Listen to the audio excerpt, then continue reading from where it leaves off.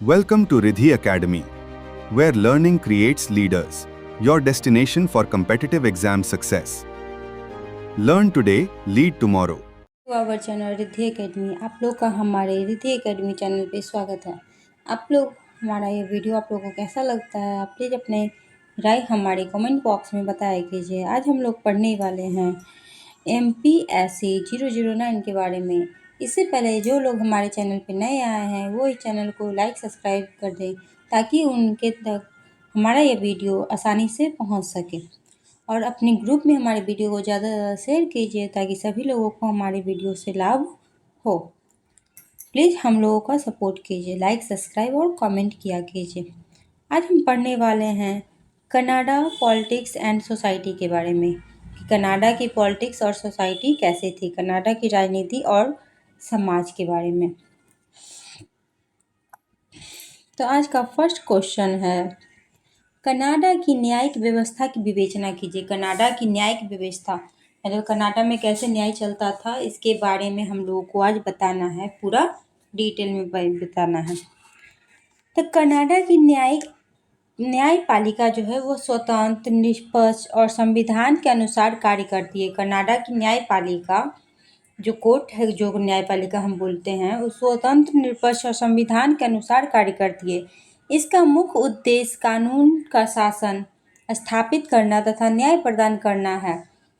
Supreme court of Canada देश का सर्वोच्च न्यायालय कौन सा है? सुप्रीम कोर्ट ऑफ कनाडा, जो अंतिम अपीलीय न्यायालय के रूप में कार्य करता है। अगर कोई पूछेगा अंतिम अपीलीय न्यायालय के रूप में कौन काम करता है, तो supreme court of Canada. Canada में संघीय, प्रांतीय और क्षेत्रीय स्तर पर न्यायालयों की व्यवस्था की गई है। न्यायपालिका संविधान की व्याख्या करती है और संविधान को सर्वोच्च बनाए रखती है। न्यायपालिका जो है वो संविधान की व्याख्या करती है और संविधान को सर्वोच्चता प्रदान करती है। नागरिकों के मौलिक अधिकारों और स्वतंत्रताओं की रक्षा न्यायपालिका द्वारा प्रमुख दायित्व है। न्यायपालिका का प्रमुख दायित्व है कि वो मौलिक अधिकारों की रक्षा करे और स्वतंत्रताओं की रक्षा करे।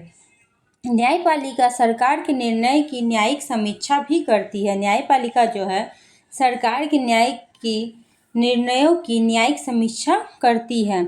न्यायाधीशों की नियुक्ति योग्यता और अनुभव के आधार पर की जाती है। न्यायाधीश की नियुक्ति जो है वो योग्यता और अनुभव के आधार पर की जाती है, जिससे निष्पक्षता बनी रहती है। न्यायपालिका लोकतंत्र, मानवाधिकार और कानून के समान शासन को मजबूत करती है। न्यायपालिका जो है लोकतंत्र, मानवाधिकार और कानून के समान शासन को मजबूत करती है।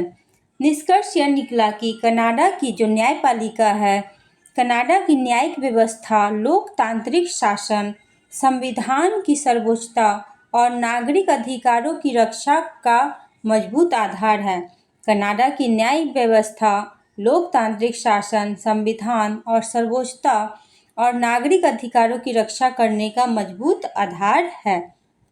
नेक्स्ट सेकंड क्वेश्चन हम लोग को देखना है, कनाडाई संघवाद के विकास एवं विभिन्न चरणों की व्याख्या कीजिए। कनाडाई संघवाद क्या है, उसके बारे में हम लोगों को बताना है और उसके बारे में चर्चा करनी है। तो फ्रेंड्स, आप लोग हमारे वीडियो को जितना हो सके उतना लाइक, सब्सक्राइब और कमेंट किया कीजिए। हम लोग का सपोर्ट कीजिए ताकि हम लोग आपके लिए और भी अच्छे से वीडियो बना सकें।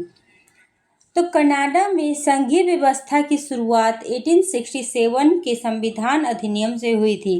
कोई पूछेगा कि अगर कनाडा में संघीय व्यवस्था की शुरुआत कब हुई थी, तो 1867 के संविधान अधिनियम से हुई थी। प्रारंभिक चरण में केंद्र सरकार को अधिक शक्तियां प्राप्त थी। जब शुरू हुआ था तो केंद्र सरकार को अधिक शक्ति प्राप्त हुआ था। समय के साथ प्रांतों के अधिकारों का विस्तार किया गया। जैसे जैसे समय बढ़ा वैसे वैसे प्रांतों का अधिकार विस्तार किया गया। न्यायालयों ने संघ और प्रांतों के अधिकारों को स्पष्ट व्याख्या की। न्यायालयों ने संघ और प्रांतों के अधिकारों की स्पष्ट व्याख्या की। द्वितीय विश्व युद्ध के बाद सहकारी संघवाद का विकास हुआ। जब द्वितीय विश्व युद्ध हुआ उसके बाद सहकारी संघवाद का विकास हुआ। संविधान अधिनियम 1982 के बाद प्रांतों में भूमिका और अधिक मजबूत हुई। जब संविधान अधिनियम 1982 बाद हुआ तो प्रांत में भूमिका और अधिक मजबूत हुई। वर्तमान में केंद्र और प्रांत मिलकर शासन चलाते हैं। अभी जो है केंद्र और प्रांत दोनों मिलकर शासन चलाते हैं, किसी एक के पास ये जिम्मेदारी नहीं है। कनाडाई संघवाद समय के साथ अधिक लोकतांत्रिक, सहयोगात्मक और संतुलित बना है। इसका निष्कर्ष यही हुआ कि कनाडाई संघवाद समय के साथ अधिक लोकतांत्रिक, सहयोगात्मक और संतुलित बना है। नेक्स्ट क्वेश्चन देखेंगे, कनाडा में दबाव समूहों की भूमिका की विश्लेषण कीजिए। कनाडा में जो दबाव समूह है उनकी भूमिका क्या है, उनके बारे में हम लोग को विश्लेषण करना है। दबाव समूह लोकतांत्रिक व्यवस्था का महत्वपूर्ण भाग है। दबाव समूह जो है लोकतांत्रिक व्यवस्था का महत्वपूर्ण भाग है। ये सरकार की नीतियों को प्रभावित करने का प्रयास करती है। ये जो है सरकार की नीतियों को प्रभावित करने का प्रयास करती है। श्रमिक, किसान, उद्योगपतियों और पर्यावरण समूहों प्रमुख दबाव समूह हैं। कौन कौन से दबाव समूह प्रमुख है? श्रमिक, किसान और उद्योगपति और पर्यावरण। ये जनता की समस्याओं को सरकार तक पहुंचाती है। ये जो है जनता की समस्या को सरकार तक पहुंचाती है। दबाव समूह जो है वो जनता की समस्या को लेकर सरकार तक पहुंचाती है। नीति निर्माण में सुझाव और परामर्श देती है। नीति के निर्माण में जो है सुझाव और परामर्श देती है कि क्या करना चाहिए, कैसे करना चाहिए। जनमत निर्माण में महत्वपूर्ण भूमिका निभाती है। जनमत निर्माण में भी ये महत्वपूर्ण भूमिका निभाती है। लोकतंत्र में जवाबदेही और पारदर्शिता बढ़ाते हैं। लोकतंत्र में जवाबदेही और पारदर्शिता को भी ये बढ़ाते हैं। निष्कर्ष यह निकलता है कि दबाव समूह कनाडा की लोकतांत्रिक व्यवस्था को मजबूत बनाने में महत्वपूर्ण भूमिका निभाती है।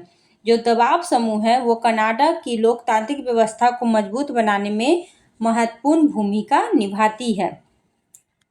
नेक्स्ट क्वेश्चन है, श्वेत अप्रवासी समूह की टिप्पणी लिखिए। श्वेत अप्रवासी समूह है उस पर हम लोग को संक्षिप्त में टिप्पणी लिखना है कि वे क्या हैं, कैसे हैं। तो कनाडा में अधिकांश प्रारंभिक श्वेत अप्रवासी यूरोप में आए थे। जो कनाडा में जो है श्वेत प्रवासी जो है सबसे पहले यूरोप से आए थे।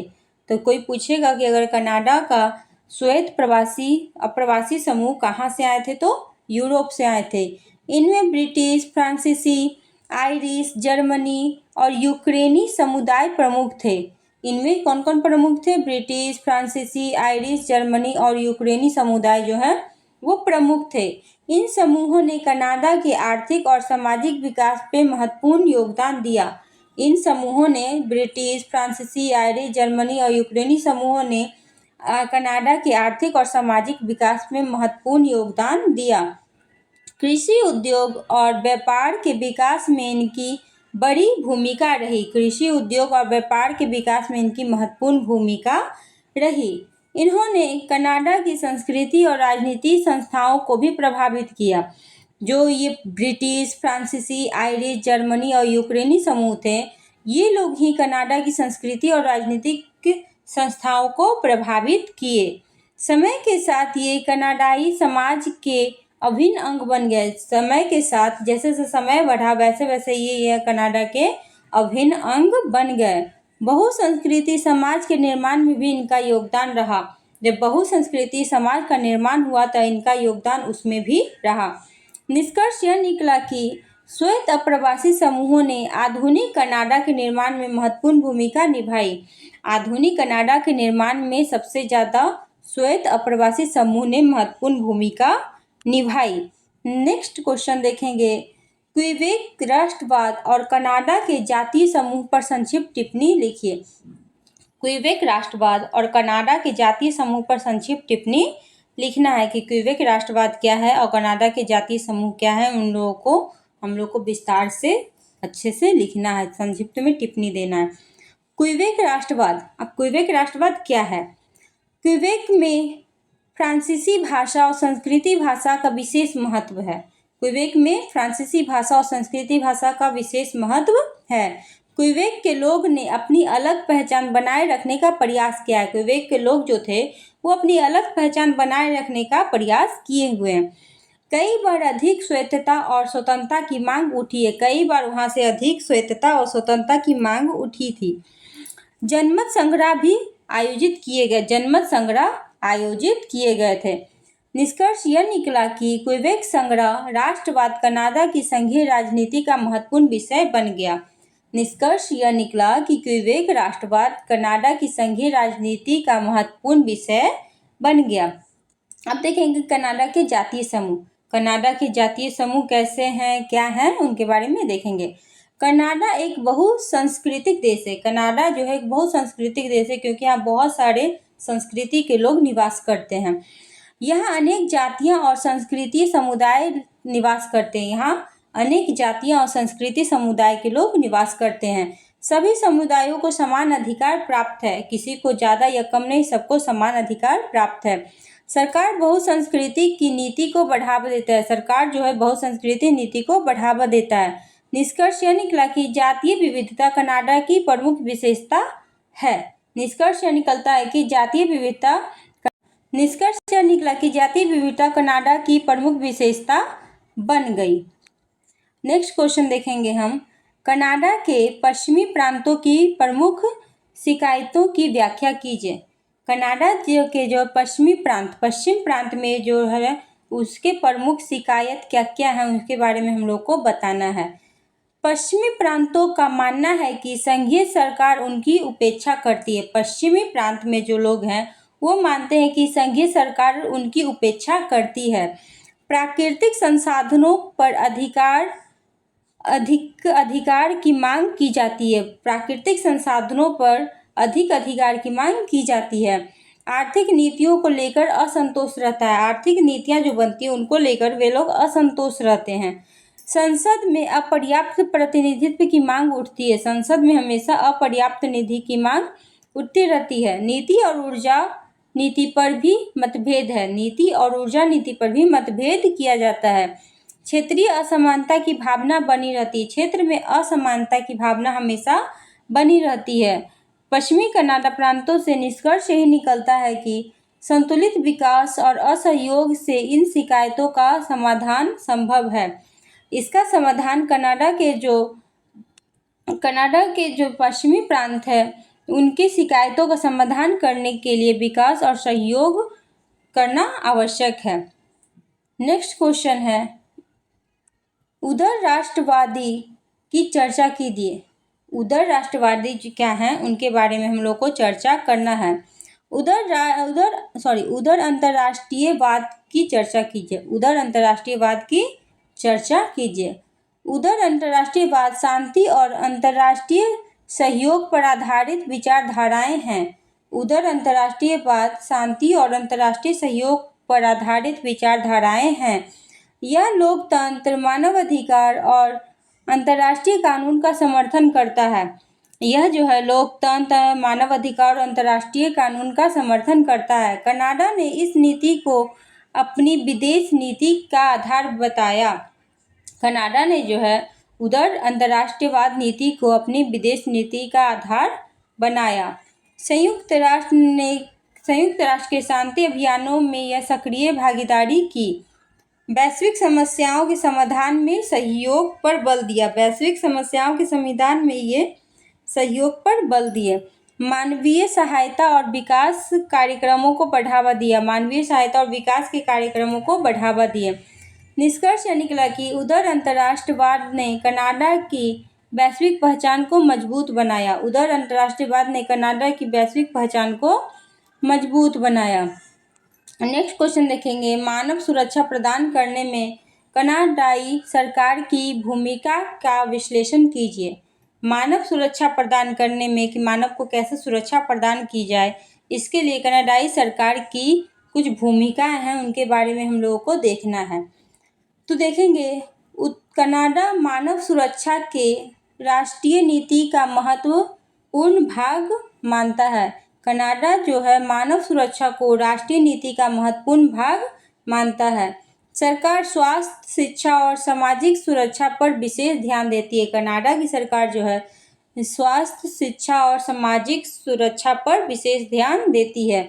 मानव अधिकारों की रक्षा के लिए प्रभावी कानून बनाए गए। मानव अधिकार की रक्षा के लिए यहाँ विशेष कानून बनाए गए हैं। शांति स्थापना अभियानों में सक्रिय भागीदारी की जाती है। जो शांति स्थापना अभियान चला जाता है उसमें विशेष भागीदारी की जाती है। गरीबी और भेदभाव कम करने का प्रयास किए जाते हैं।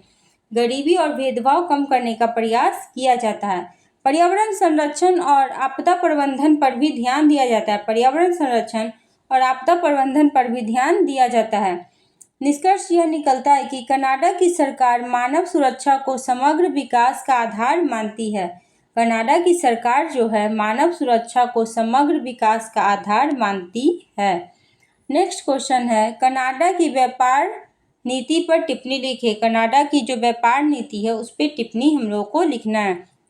कनाडा की अर्थव्यवस्था व्यापार पर आधारित है। कनाडा की अर्थव्यवस्था व्यापार पर आधारित है। देश मुक्त व्यापार नीति का समर्थन करती है। देश जो है मुक्त व्यापार नीति का समर्थन करती है। अमेरिका उसका सबसे बड़ा व्यापारिक साझेदार है। कनाडा का सबसे बड़ा व्यापारिक साझेदार है अमेरिका। प्राकृतिक संसाधन, कृषि और औद्योगिक वस्तुओं का निर्माण किया जाता है। यहाँ प्राकृतिक संसाधन, कृषि और औद्योगिक वस्तुओं का निर्माण किया जाता है। अंतर्राष्ट्रीय व्यापार समझौते में सक्रिय भागीदारी रहती है। अंतर्राष्ट्रीय व्यापार समझौते में कनाडा की सक्रिय भागीदारी रहती है। व्यापार नीति आर्थिक विकास और रोजगार को बढ़ावा देती है। व्यापार नीति जो है विकास और रोजगार को बढ़ावा देती है। निष्कर्ष यह निकलता है कि कनाडा की व्यापार नीति आर्थिक समृद्धि और वैश्विक सहयोग को मजबूत करती है। कनाडा की व्यापार नीति जो आर्थिक समृद्धि और वैश्विक सहयोग को मजबूत करती है। 10 नंबर देखेंगे, क्वेश्चन देखेंगे। शीतकाल में भारत कनाडा संबंधों की प्रकृति का विश्लेषण कीजिए। शीत कनाडा संबंधों की प्रकृति का विश्लेषण कीजिए। इसका उत्तर हम लोग देखेंगे। शीत युद्ध के दौरान भारत और कनाडा के संबंध सामान्यतः मैत्रीपूर्ण रहे। शीत युद्ध जब हुआ था उस समय भारत और कनाडा के संबंध सामान्यतः मैत्रीपूर्ण मतलब दोस्ती जैसा रहा। दोनों देशों ने लोकतांत्रिक मूल्यों का समर्थन किया। दोनों देश भारत और कनाडा दोनों ने लोकतांत्रिक मूल्यों का समर्थन किया था। विज्ञान, शिक्षा और कृषि के क्षेत्र में सहयोग बढ़ा। विज्ञान, शिक्षा और कृषि के क्षेत्र में सहयोग बढ़ा। परमाणु नीति को लेकर कुछ मतभेद भी उत्पन्न हुए थे। यहाँ परमाणु नीति को लेकर भी कुछ मतभेद उत्पन्न हुए थे। व्यापार और विकास संबंधी सहयोग जारी रहा। लेकिन व्यापार और विकास संबंधी सहयोग कनाडा और भारत के बीच में हमेशा जारी रहा। समय के साथ द्विपक्षीय संबंधों में उतार चढ़ाव देखने को मिला। समय के साथ द्विपक्षीय संबंध जब हुए थे उसमें उतार चढ़ाव देखने को मिला था। निष्कर्ष ये हुए थे कि मतभेदों के बावजूद भारत और कनाडा ने सहयोग और संवाद की नीति बनाई रखी। मतभेद होने के बावजूद भी कनाडा और भारत ने सहयोग और संवाद की जो नीति है वो बनाई रखी। नेक्स्ट क्वेश्चन में है, कनाडा के संविधान के विकास का वर्णन कीजिए। कनाडा का संविधान कैसा है इसके बारे में हम लोगों को जानना है कि कनाडा का संविधान के विकास का वर्णन कीजिए। इसके उत्तर में लिखेंगे, कनाडा का संविधान कई ऐतिहासिक चरणों में विकसित हुआ। कनाडा का संविधान जो है वो कई ऐतिहासिक चरणों में विकसित हुआ। 1867 का संविधान अधिनियम कनाडा के संघीय शासन का आधारशिला बनी। 1867 का संविधान अधिनियम कनाडा की संघीय शासन की आधारशिला बने। इस अधिनियम के अंतर्गत केंद्र और प्रांतों के बीच शक्तियों का विभाजन किया गया। केंद्र और प्रांतों के बीच शक्तियों का विभाजन 1867 संविधान अधिनियम के तहत किया गया। 1931 के बाद कनाडा में अधिक विधायी स्वतंत्रता प्राप्त हुई। 1931 के बाद कनाडा को अधिक विधायी स्वतंत्रता प्राप्त हुई। 1982 के संविधान अधिनियम द्वारा संविधान का पूर्ण नियंत्रण कनाडा को मिल गया। 1982 के संविधान अधिनियम द्वारा संविधान का पूर्ण नियंत्रण कनाडा को मिल गया। इस अधिनियम में अधिकार और स्वतंत्रता का चार्टर जोड़ा गया। इस अधिनियम में अधिकार और स्वतंत्रता का चार्टर जोड़ा गया। संविधान में समय समय पर आवश्यक संशोधन किए गए। जब संविधान में समय पड़ा तो उसमें समय समय पर आवश्यक संशोधन किए गए। निष्कर्ष यह हुआ कि कनाडा का संविधान लोकतंत्र, संघवाद और नागरिक अधिकारों का मजबूत आधार है। कनाडा का संविधान जो है लोकतंत्र, संघवाद और नागरिक अधिकारों का मजबूत आधार है। नेक्स्ट क्वेश्चन देखेंगे, कनाडा की न्यायिक व्यवस्था की विशेषताओं पर चर्चा कीजिए। कनाडा की न्यायिक अवस्था की विशेषताओं पर चर्चा कीजिए। कनाडा की, इसका उत्तर में है, कनाडा की न्यायपालिका स्वतंत्र एवं निष्पक्ष है। कनाडा की न्यायपालिका स्वतंत्र और निष्पक्ष है। सर्वोच्च न्यायालय देश का सर्वोच्च न्यायालय है। सर्वोच्च न्यायालय जो वह देश का सर्वोच्च न्यायालय है। न्यायपालिका संविधान की सर्वोच्चता बनाए रखती है। न्यायपालिका जो है संविधान की सर्वोच्चता बनाए रखती है। संघीय और प्रांतीय स्तर पर अलग अलग न्यायालय कार्य करते हैं। संघीय और प्रांतीय स्तर पर अलग अलग न्यायालय कार्य करते हैं। न्यायालय नागरिक अधिकारों और स्वतंत्रताओं की रक्षा करते हैं। न्यायिक समीक्षा की शक्ति न्यायपालिका को प्राप्त है। न्यायिक समीक्षा की शक्ति न्यायपालिका को दी जाती है। न्यायाधीशों की नियुक्ति योग्यता के आधार पर की जाती है। न्यायाधीश उनकी नियुक्ति योग्यता के आधार पर की जाती है कि न्यायाधीश बनने लायक है या नहीं। निष्कर्ष यह निकलता है कि कनाडा की न्यायपालिका लोकतंत्र और कानून के शासन की प्रमुख संरक्षक है। नेक्स्ट क्वेश्चन है, क्यूबेक पृथकतावाद की प्रकृति का विश्लेषण कीजिए। क्यूबेक पृथकतावाद की प्रकृति का विश्लेषण कीजिए। इसके उत्तर में देखेंगे, क्यूबेक में फांसीवाद, भाषा और संस्कृति का विशेष महत्व है। क्यूबेक में जो है फ्रांसीसी भाषा और संस्कृति का विशेष महत्व है। क्यूबेक में फ्रांसीसी भाषा और संस्कृति का विशेष महत्व है। कई लोग क्यूबेक की अलग पहचान बनाए रखना चाहते हैं। कई लोग जो क्यूबेक की अलग पहचान बनाए रखना चाहते हैं। इसी कारण पृथकवाद आंदोलन विकसित हुआ। 1980 से 95 में जनमत संग्रह आयोजित किए गए। 80 से 95 में जनमत संग्रह आयोजित किए गए। अधिकांश नागरिकों को कनाडा में बने रहने का समर्थन किया गया। सरकार ने क्यूबेक को विशेष सांस्कृतिक आधार दिया। संघीय ढांचे के माध्यम से विवाद का समाधान करने का प्रयास किया गया। निष्कर्ष यह निकला कि क्यूबेक पृथकतावाद कनाडा की संघीय राजनीति का महत्वपूर्ण मुद्दा रहा। निष्कर्ष यह निकला कि क्यूबेक पृथकतावाद कनाडा की संघीय राजनीति का महत्वपूर्ण मुद्दा बना रहा। अब नेक्स्ट क्वेश्चन है, कनाडा की दलीय व्यवस्था की विशेषताओं की चर्चा कीजिए। कनाडा की जो दलीय व्यवस्था है उनकी विशेषताओं पर चर्चा कीजिए। उत्तर में देखेंगे, कनाडा में लोकतांत्रिक बहुदलीय व्यवस्था है। कनाडा में लोकतांत्रिक बहुदलीय व्यवस्था है। विभिन्न राष्ट्रीय और क्षेत्रीय दल चुनाव में भाग लेते हैं। विभिन्न राष्ट्रीय और क्षेत्रीय दल चुनाव में भाग लेते हैं। चुनाव स्वतंत्र और निष्पक्ष होते हैं। संसद में विपक्ष की महत्वपूर्ण भूमिका होती है। संसद में विपक्ष की महत्वपूर्ण भूमिका होती है। राजनीतिक दल जनमत निर्माण और नीति निर्माण में भाग लेते हैं। राजनीतिक दल जो है वो जनमत निर्माण और नीति निर्माण में भाग लेते हैं। क्षेत्रीय हितों को भी राजनीतिक प्रतिनिधित्व मिलता है। शांतिपूर्ण सत्ता परिवर्तन में इसकी विशेषता है। निष्कर्ष यह निकलता है कि कनाडा की दलीय व्यवस्था लोकतंत्र को मजबूत और उत्तरदायी बनाती है। निष्कर्ष यह निकलता है कि कनाडा की जो दलीय व्यवस्था है वो लोकतंत्र को मजबूत और उत्तरदायी बनाती है। नेक्स्ट क्वेश्चन है, उसको देखेंगे, कनाडा में वैश्वीकरण विरोधी आंदोलन के कारणों का मूल्यांकन कीजिए। कनाडा में जो वैश्वीकरण विरोधी आंदोलन हुई है उनके कारणों का मूल्यांकन कीजिए। उत्तर में देखेंगे, वैश्वीकरण से आर्थिक असमानता बढ़ने की आशंका उत्पन्न हुई। वैश्वीकरण से आर्थिक असमानता बढ़ने की आशंका उत्पन्न हुई। स्थानीय उद्योगों पर विदेशी कंपनियों का प्रभाव बढ़ा। स्थानीय उद्योग पर विदेशी कंपनी का प्रभाव बढ़ा। रोजगार की सुरक्षा को लेकर चिंता बढ़ी। जो रोजगार थे उनको लेकर चिंता बढ़ने लगी। पर्यावरण संरक्षण से जुड़े प्रश्न उठे। पर्यावरण संरक्षण से जुड़े प्रश्न उठे।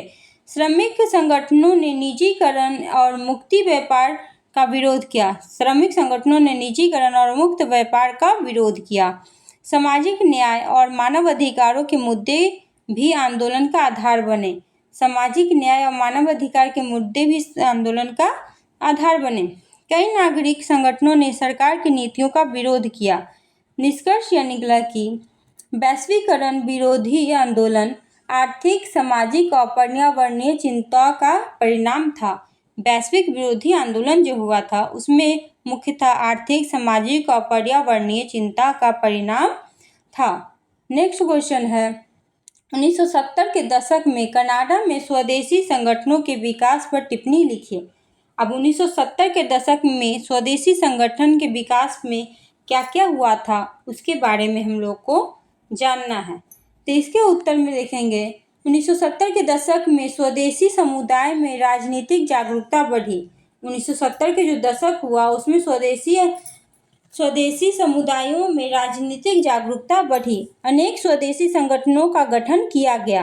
इन संगठनों ने भूमि अधिकार की मांग की। संस्कृति, पहचान और परंपराओं की रक्षा पर बल दिया गया। शिक्षा और स्वास्थ्य सुविधाओं की सुरक्षा की मांग उठाई गई। सरकार से समान अधिकार और सुशासन की मांग की गई। इस आंदोलन में स्वदेशी समुदाय की राजनीतिक प्रभाव बढ़ा। निष्कर्ष यह निकला कि स्वदेशी संगठनों ने कनाडा में सामाजिक, न्यायिक और समान अधिकार की दिशा में महत्वपूर्ण योगदान दिया। स्वदेशी संगठन ने कनाडा में सामाजिक न्याय, समान अधिकार की दिशा में महत्वपूर्ण योगदान दिया। नेक्स्ट क्वेश्चन देखेंगे कनाडा में नागरिक समाज संगठनों के प्रति पुनः रुचि उत्पन्न होने के कारणों की व्याख्या कीजिए कि कनाडा में नागरिक समाज संगठनों के लिए पुनः रुचि क्यों उत्पन्न हुई, इसके कारण की व्याख्या करना है। तो इसके उत्तर में देखेंगे लोकतंत्र में जनता की भागीदारी बढ़ने की आवश्यकता महसूस हुई।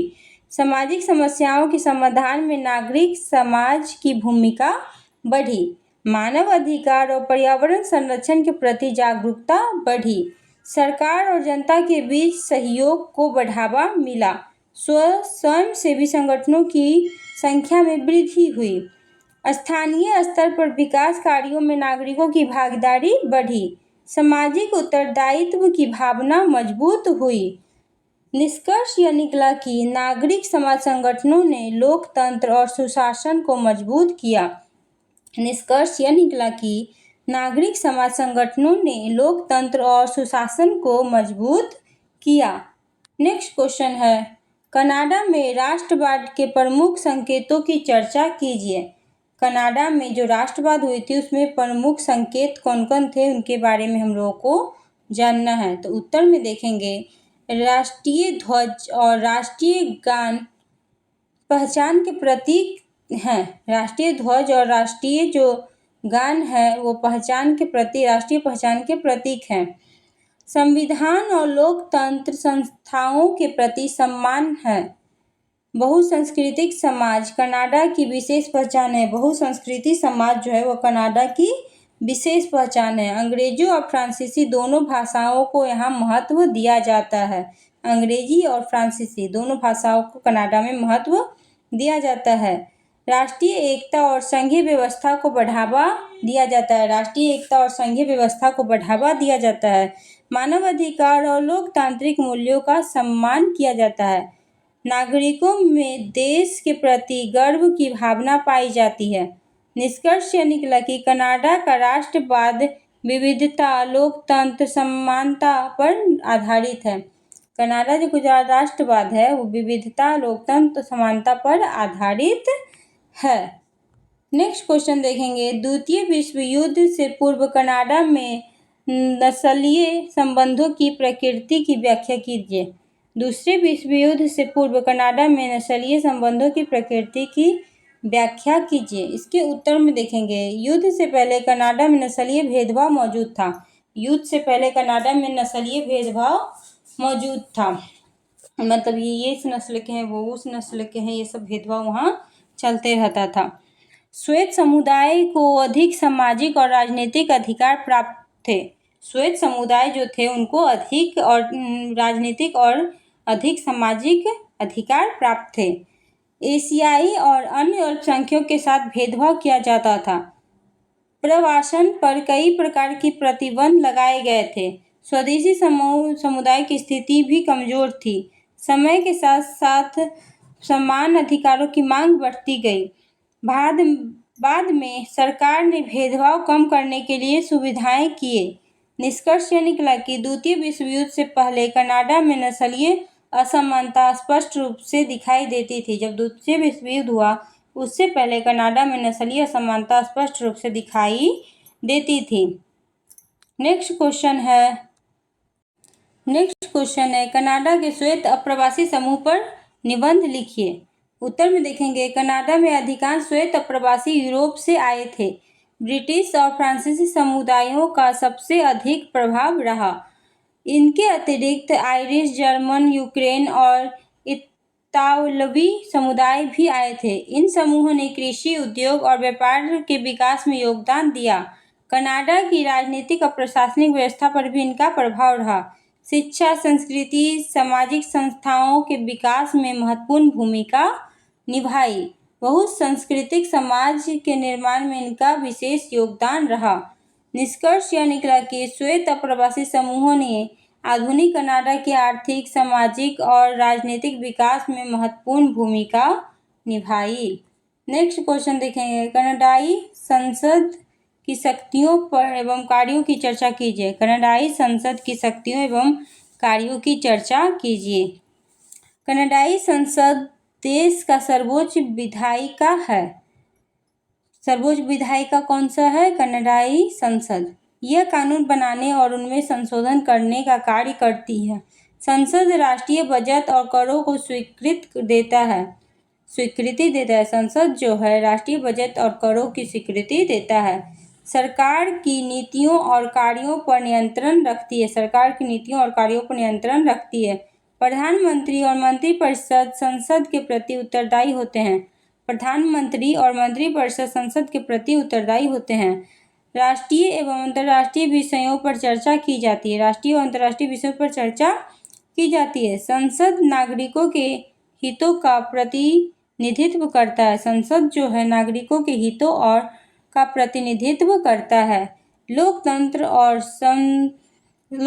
और संविधान की रक्षा में इसकी महत्वपूर्ण भूमिका होती है। निष्कर्ष यह निकला कि कनाडाई संसद लोकतांत्रिक शासन का आधारशिला है। कनाडाई संसद जो है लोकतंत्र का आधारशिला है। नेक्स्ट क्वेश्चन है कनाडा के संविधान के विकास एवं उत्क्रमण की व्याख्या कीजिए। कनाडा के संविधान के विकास का उत्क्रमण की चर्चा कीजिए कि इनका विकास कैसे हुआ और इनका उत्क्रमण कैसे हुआ। कनाडा का संविधान कई चरणों में विकसित हुआ। 1867 के संविधान अधिनियम से संघीय शासन की स्थापना हुई। संघीय शासन की स्थापना कब हुई थी? 1867 के संविधान अधिनियम से हुई थी। केंद्र और प्रांतों के अधिकार स्पष्ट किए गए। समय के साथ संविधान में आवश्यक संशोधन किए गए। 1982 के संविधान अधिनियम द्वारा संविधान को पूर्ण अधिकार कनाडा को मिला। 1982 के संविधान अधिनियम द्वारा संविधान का पूर्ण अधिकार कनाडा को मिला।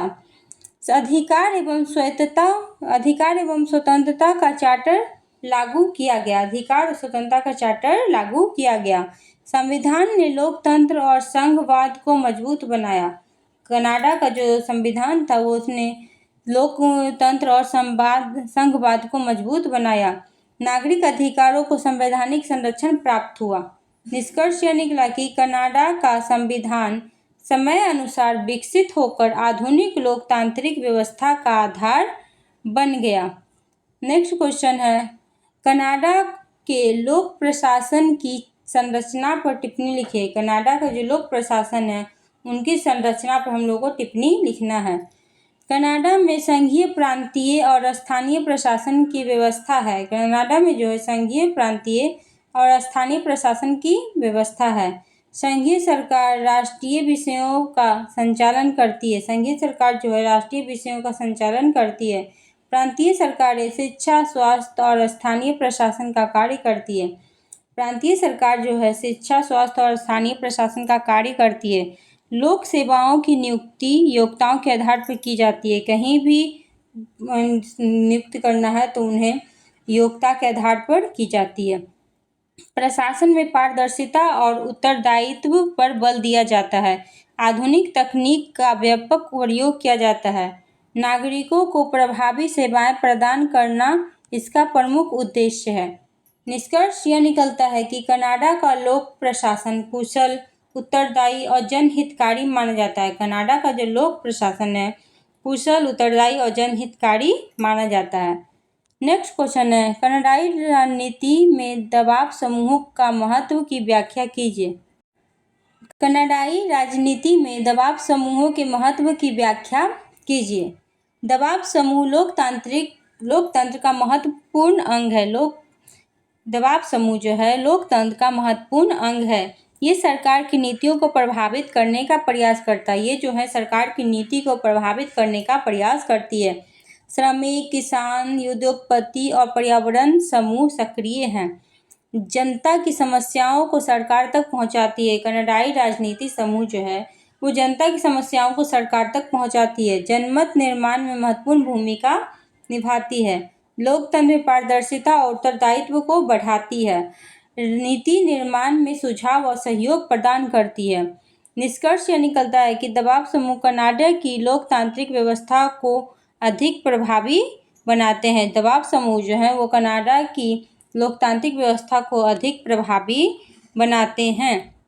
नेक्स्ट क्वेश्चन है, 1960 एवं 70 के दशक में आदिवासियों के स्वशासन के संबंध में सरकार की प्रमुख नीतियों का वर्णन कीजिए।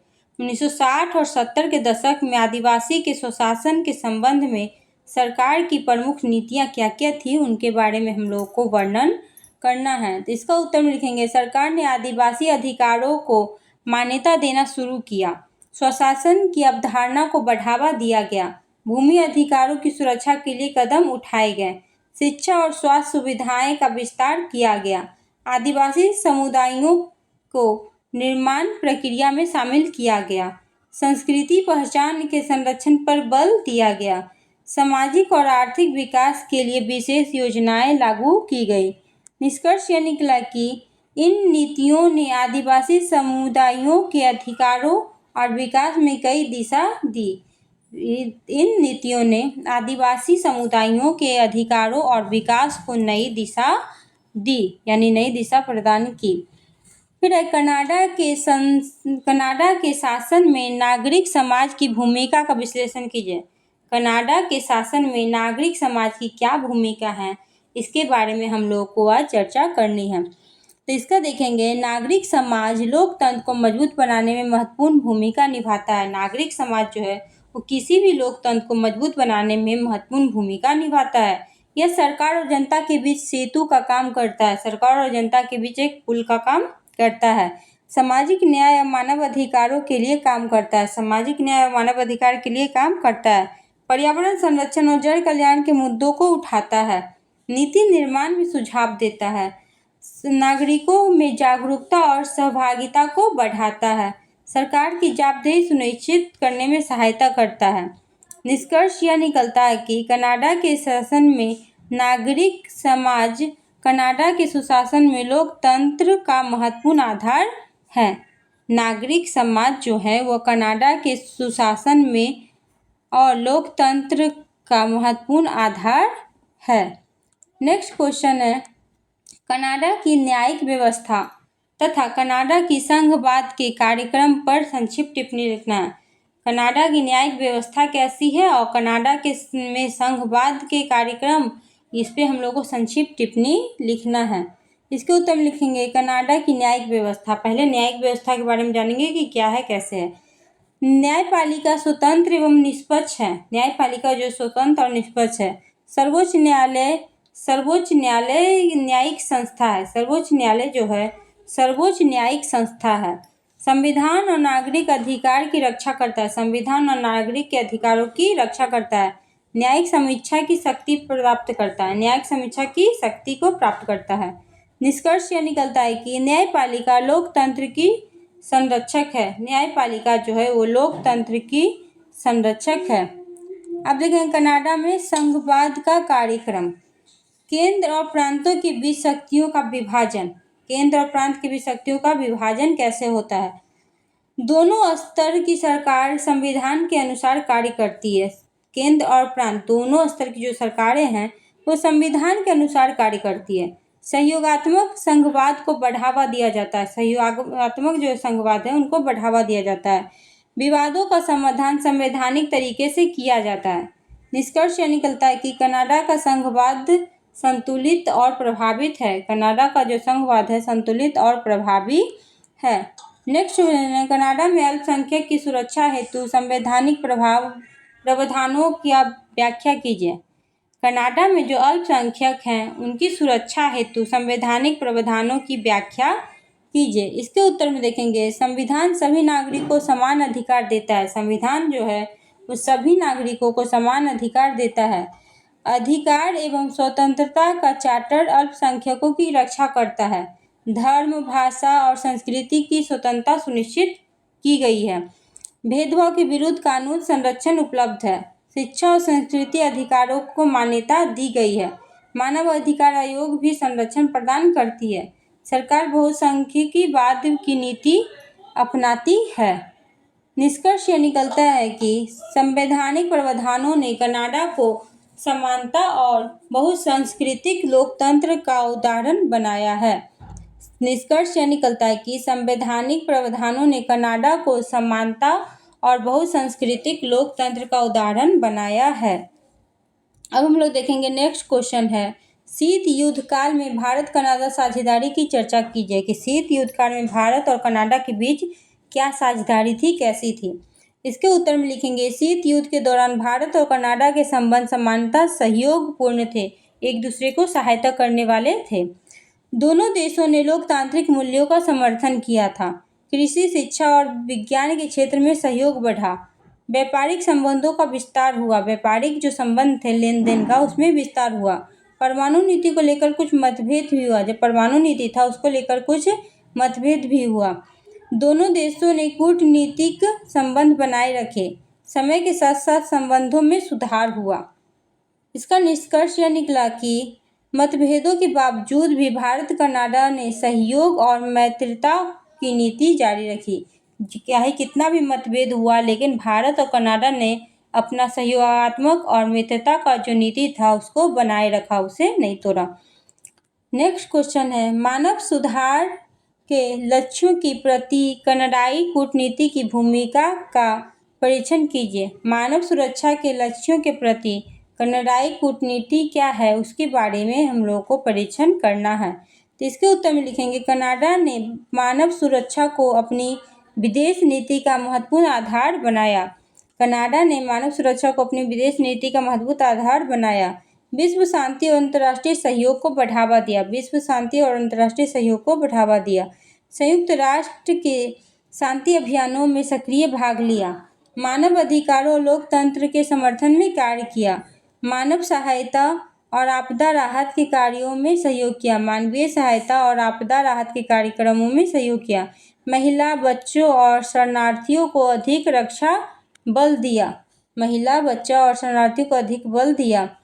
वैश्विक सुरक्षा और विकास के लिए अन्य देशों के साथ सहयोग किया। वैश्विक सुरक्षा और विकास के लिए अन्य देशों के साथ सहयोग किया। निष्कर्ष यह निकला कि कनाडाई कूटनीति ने मानव सुरक्षा को वैश्विक स्तर पर मजबूत बनाने में महत्वपूर्ण योगदान दिया। निष्कर्ष यही निकला कि कनाडाई कूटनीति ने मानव सुरक्षा को वैश्विक स्तर पर मजबूत बनाने में महत्वपूर्ण योगदान दिए। तो फ्रेंड्स हमारा ये वीडियो यहीं पे ख़त्म होता है। आपको ये वीडियो कैसा लगा अपनी राय हमारे कमेंट बॉक्स में बताइए और हमारे वीडियो को जितना हो सके उतना ज़्यादा लाइक, सब्सक्राइब, कमेंट कीजिए और जितना हो सके अपने ग्रुप में, फ्रेंड में सभी लोगों को शेयर कीजिए ताकि हमारा सपोर्ट हो और हम आपके लिए ऐसे ही अच्छे अच्छे वीडियो लेकर आते रहें। हमारे वीडियो को देखने के लिए थैंक यू।